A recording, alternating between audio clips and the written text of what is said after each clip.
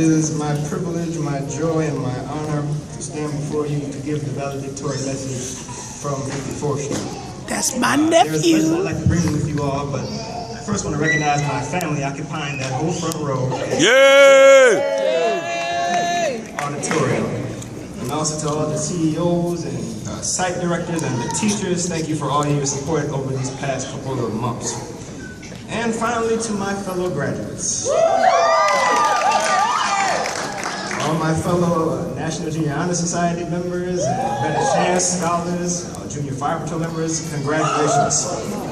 And now for the time that desires to share together, I want to talk about a rose out of concrete. Mama. Well, we've made it. Got to preach. It has been 9 long years for some of us, and for some of us it has been a little longer or even a little shorter. But regardless of the amount of time we've labored as students here at the Laboratory Charter School of Communications and Languages, regardless of a racial or cultural background we might come from, regardless of every class we failed, every assignment we turned in late, and every teacher that we've made angry with us, this chapter of our lives has reached its end. Yeah. Waffle. I missed the announcement part though. And as I look at this pool of graduates this afternoon, I see many roses out of concrete. And if you have any knowledge of hip-hop, you know that this saying did not come from me, but it came from the rapper Tupac Shakur. Tupac was making his way through East Oakland and stumbled across a rose that did not grow in a garden, but rather it was growing in a crack between 2 slabs of concrete. Technically speaking, this rose shouldn't even exist, as it blossomed where it shouldn't even be blossoming. But even so, it stood firmly declaring, I'm going to blossom anyhow, because what's inside of me is greater than the concrete that used to be above me. All right. Preach, boy. Preach, boy. And that is why each and every graduate is sitting here this afternoon. Each graduate that is sitting here in their cap and gown has dealt with some concrete situations.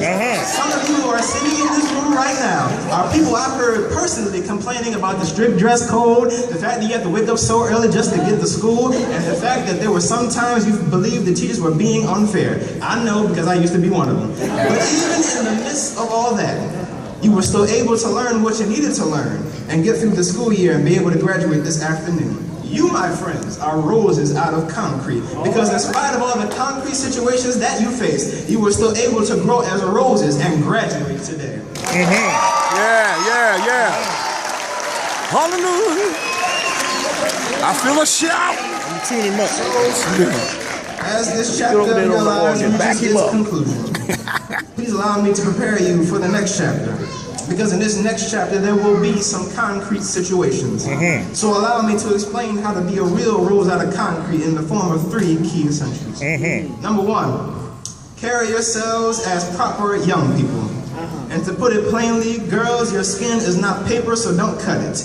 Your face is not a mask, so don't cover it. Your size is not a book, so don't judge it. And your life is not a film, so do not end it. Each one of you girls is beautiful, and there is no need to change anything about yourselves. Stop worrying about what pleases others and start figuring out what pleases you.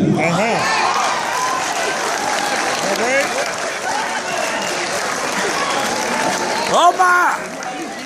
And guys, pull up your pants because the world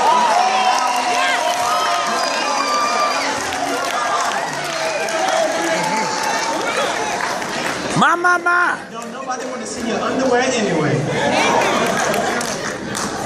And stop using vulgar language. There is nothing tough about cussing. The next, never limit yourselves.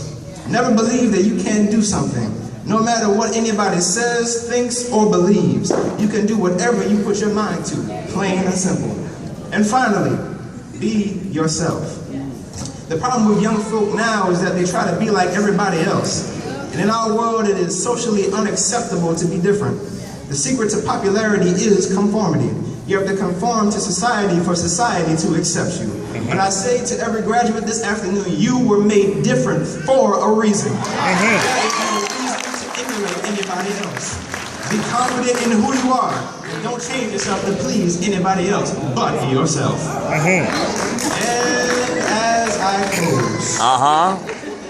Yeah. I want to leave you with this thought. A man was dreaming that he was walking in the forest, and suddenly he found himself being chased by a bear. He ran and ran until he stumbled and fell. The bear jumped as he was going to pounce on the man.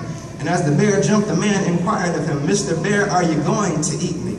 The bear suddenly stopped in midair and replied, "I don't know, man, this is your dream." That is my message to my fellow graduates. This is your dream. Yeah! Go ahead, boy! Go to high school and to college. Just remember that this is your dream. As you graduate in college and university, then shall you call yourself roses out of Yeah! Yeah, Rick! Yeah! Standing. Yeah.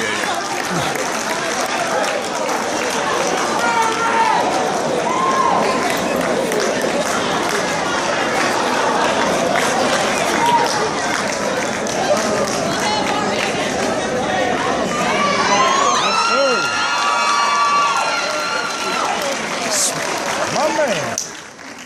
You all that, boy. Smedley.